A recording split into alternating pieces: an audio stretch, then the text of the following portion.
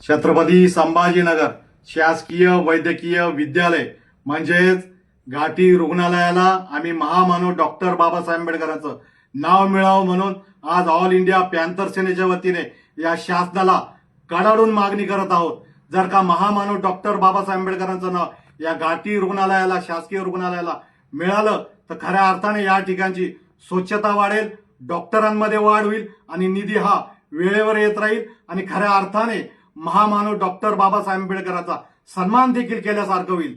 ज्या प्रकारे गोरगरीब हा संपूर्ण मराठवाड्यातून या छत्रपती संभाजीनगरच्या घाटी रुग्णालयामध्ये इलाजासाठी येत असतो, त्यालाही डॉक्टर बाबासाहेब आंबेडकरांच्या शासकीय रुग्णालयामध्ये येताना मोठ्या प्रमाणात दिलासा मिळेल।